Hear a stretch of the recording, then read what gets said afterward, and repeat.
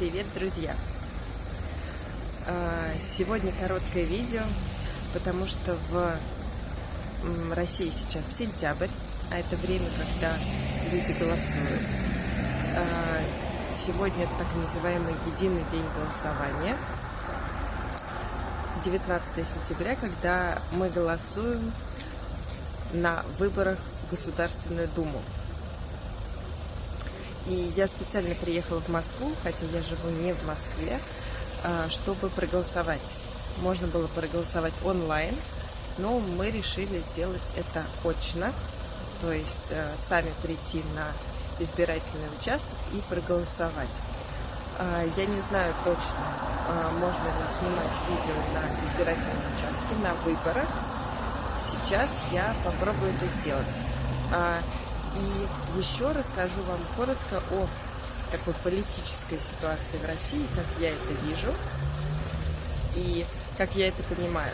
Я, конечно, не специалист в этом, но коротко расскажу, как сейчас внутри в России с точки зрения политики. Пойдем посмотрим на избирательный участок. Это обычно мы голосуем в школах, то есть сам процесс голосования выборов происходит в школах. Мы берем бумажный бюллетень, этот документ, в котором написаны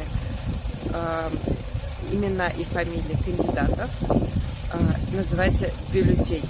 Сейчас происходит голосование за кандидатов в Государственную Думу. То есть это те люди, которые будут принимать в ближайшие годы законы в Российской Федерации. Мы их выбираем. Как сейчас обстоит дело с Государственной Думой? У нас есть несколько партий.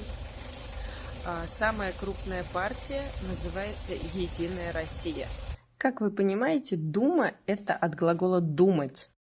В нашей Государственной Думе предыдущие 5 лет думали и работали 450 человек, депутатов Государственной Думы.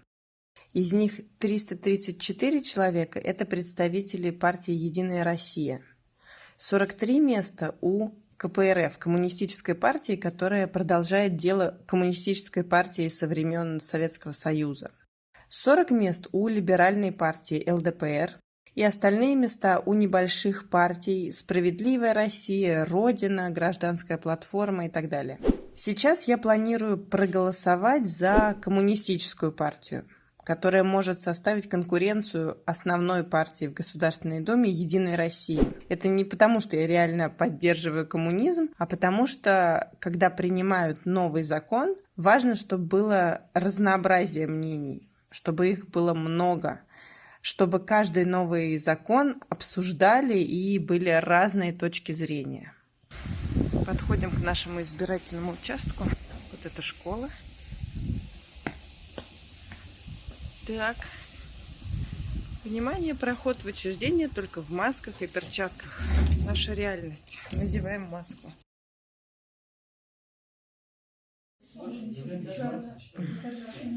Вот такая длинная бумага. И вот такие современные урны. Все? Ну что? Я выполнила свой гражданский долг. Мне даже дали ту ручку, которой я писала. Теперь я могу считать, что я принимаю какие-то важные решения в стране. Я считаю, что человек, который не голосует, он не может жаловаться, что он как-то плохо живет. Ведь он ничего не сделал для того, чтобы жить лучше. Напишите в комментариях, голосуете ли вы в своей стране и как у вас организован процесс выборов.